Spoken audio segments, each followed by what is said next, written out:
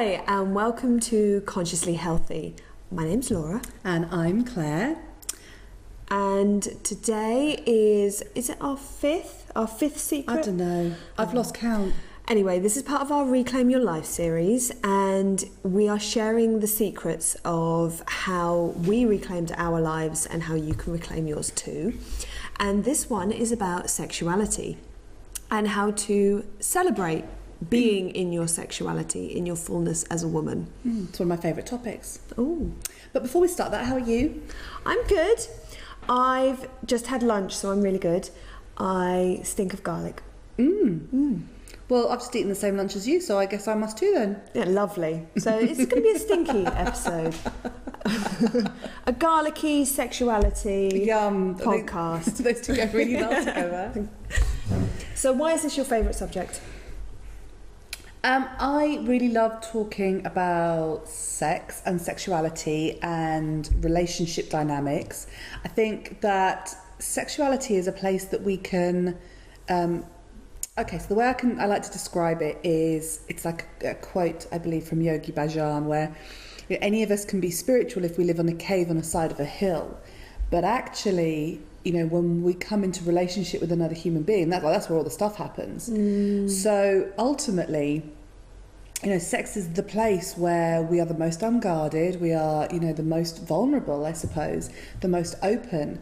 And this is where the possibility for all of our stuff coming out happens. So for me, sex and sexuality is a place where all the gold is when we're looking to reclaim our lives and look for personal growth. Yeah, absolutely. And we like to refer to the Maslow guide, the hierarchy of needs.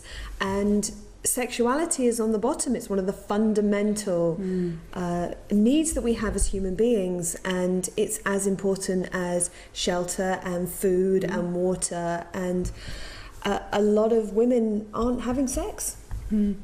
Not having sex, or not enjoying sex, or not being fulfilled in sex. Yeah. So it's such a huge topic that we're definitely not going to cover in this show. Yeah. We're going to come back to it at later dates, but really just to touch on it, that we hear quite a lot in clinic that, oh no, I'm fine without the sex, it's fine, it's a sexless marriage, but I'm fine, we're okay. And that always sends off alarm bells for me, because based on the Maslow hierarchy of needs stuff, actually that's not true. It can't be true. So yeah, it's like the problem with sex and sexuality is so many emotions get tied up in it. So we only have to have a bad experience of ourselves for that then to get tied up into the experience of sex, right? Shame, guilt, what other feelings can kind of come into sex? I think a lot of women, because we're bombarded with images of what a woman should look like, and of course there's pornography and all of these images, we're so far removed from that. And so a lot of women feel that being sexy and being comfortable in their bodies, it's such a difficult thing to have, that it's such a barrier to being able to have connection through sex. So I have a big problem with beauty magazines and the images that we are shown on a regular basis. It really... one of the big tips that I think we would recommend is to throw the beauty magazines away. Yeah, like the Baz Luhrmann song says, don't read beauty magazines, they'll only make you feel ugly. Yeah.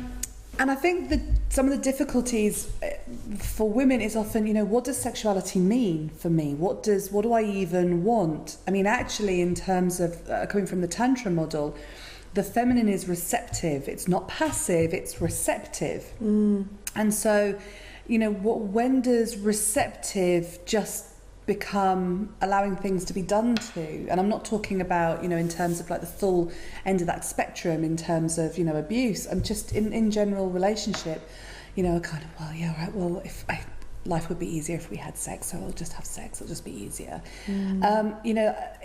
There's so many women who resonate that they've been in that situation. So for me, or for us as individuals, what does my sexuality, what does your sexuality actually look like? What do I want? What can I ask for? These are not necessarily questions that we explore very often, and particularly not in our society.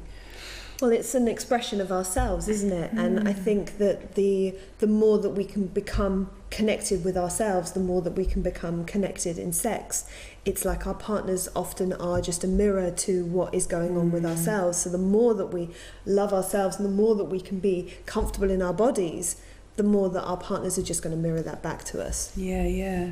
And it just kind of occurred to me, you know, we kind of grow up with this fairy tale fantasy around what sex looks like. You know, in the movies, it's always perfect. No one ever gets their teeth smacked together, and, you know, it's never like messy and get your hair trampled on. And so we have this illusion of what sex should look like. And, you know, it's so different to that in real life. And so a lot of people kind of go through sex sort of performing like, well, this is what it looks like if I'm fully sexual, if I'm, you know, having a really good time. And so we start to see that there's these, you know, huge opportunities for, you know, really interesting dynamics to play out within sex. So yeah, it's definitely an area that people struggle with. You mentioned about Tantra. I think one of the most interesting things that I heard from the Tantra model is that women who are sort of premenopausal or menopausal and are suffering with hot flushes, that the tantric model believes that that is sexual energy that is stuck in the body and actually needs to move through. And there's a lot of menopausal women who are not expressing their sexuality,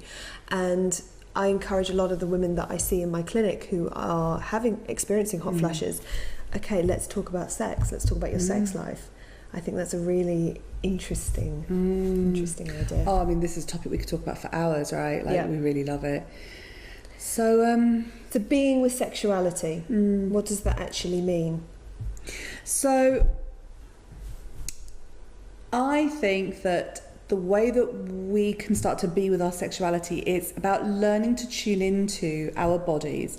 I mean, to start with, finding out what actually feels good for us as individuals, not that this is the way it's always been done, or this is the way it's done in the movies, or, you know, what actually feels good for me, you, as an individual, what do I like? But that takes tuning into our bodies. It also takes, time. It needs us to explore it for ourselves.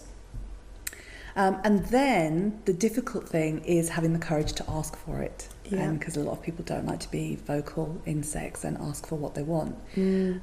So for me, my top tip, I guess, is to take the time to find out what it is that you actually like, not from a place of this is how I've always done it, or this is what gets me off quickly. Like, that's not what this is about. It's about what do I really enjoy, and then it's also a permission thing. That we're not great at giving ourselves permission to feel pleasure and to really be in that, you know, enjoyment. So allowing the pleasure feelings to be in our body, because, you know, again, from the tantric model, sexuality isn't about sex. Like, we bring our sexuality when we're doing the washing up. We bring our sexuality I don't bring my sexuality when I'm doing the washing up. Because you don't do the washing up. That's what I'm going wrong. More sexy washing up time. Yes. But we bring our sexuality with us at all times. You know, children, you can see children overtly displaying sexuality because they haven't got the filter. So they're just there with their bodies and they're, you know, kind of in what feels good. And if it doesn't feel good, they have a good cry about it. And, you know, whichever way we look at it, this is sensuality and feelings and sexuality coming through our bodies. It's just that they haven't hit the maturity of that this is to do with sex. So it's like sexuality is energy, rather than it being labelled as the act of sex. Yes, and therefore consciousness, because we have to be conscious of what it is, what this feeling is, so that we can allow it to come through us. So I think the more we try and cut off and we're not sexual beings, actually this is where we end up with such a disconnect with ourselves. And from the emotion health connection, this is where symptoms can arise from. Yeah, absolutely. But actually for me, sexuality is about being in touch with what feels good and being in our flow with it.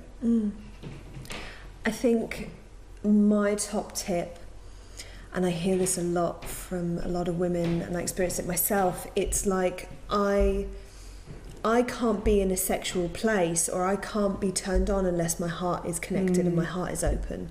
And that can come from lots of different sources.